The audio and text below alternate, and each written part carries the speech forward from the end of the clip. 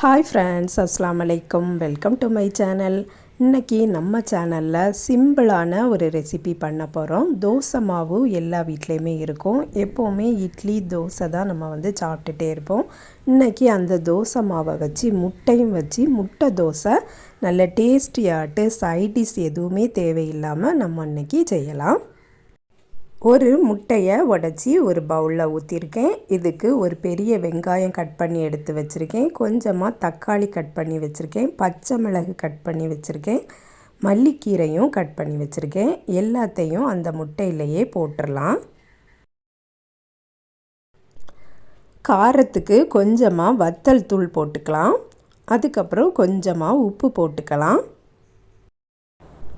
இன்னும் டேஸ்ட்டாக இருக்கிறதுக்காக வேண்டி 2 டேபிள் ஸ்பூன் கறி குழம்பும் ஊற்றிட்டு நல்லா மிக்ஸ் பண்ணிடலாம். கறி குழம்பு இல்லைன்னா நீங்கள் இந்த கறி குழம்பை மட்டும் ஸ்கிப் பண்ணிக்கிடலாம். ஆனால் கறி குழம்பும் இருந்துன்னா ரொம்பவே டேஸ்ட்டாக இருக்கும்.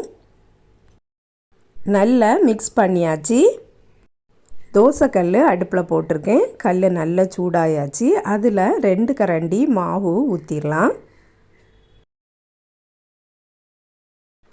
தோசை மாவை ஊற்றுனதுக்கு அப்புறமா அதுக்கு மேலேயே நம்ம அடித்து வச்சுருக்கக்கூடியதையும் அப்படியே ஃபுல்லாகவே ஊற்றிடலாம்.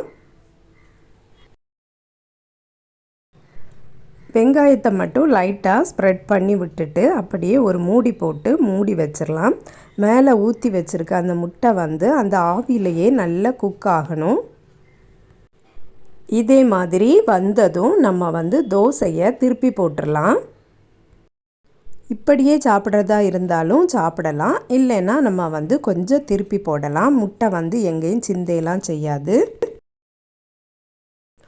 திருப்பி போட்டதுக்கு அப்புறமா ஸ்லோ ஃப்ளேமில் அடுப்பை வச்சிடலாம். ஒரு 5 மினிட்ஸ் போல் அப்படியே கிடக்கட்டும். அதுக்கப்புறம் அடுப்பை ஆஃப் பண்ணிவிட்டு நம்ம தோசையை எடுத்துடலாம். ரொம்பவே டேஸ்டியானது, சிம்பிளானதும் கூட. நீங்களும் ட்ரை பண்ணி பாருங்கள் ஃப்ரெண்ட்ஸ். இந்த வீடியோ பிடிச்சிருந்துன்னா லைக் பண்ணுங்கள், ஷேர் பண்ணுங்கள். நம்ம சேனலை இது வரைக்கும் சப்ஸ்கிரைப் பண்ணலைன்னா சப்ஸ்கிரைப் பண்ணிடுங்க. நெக்ஸ்ட் வீடியோவில் சந்திக்கிறேன். அஸ்ஸலாமு அலைக்கும்.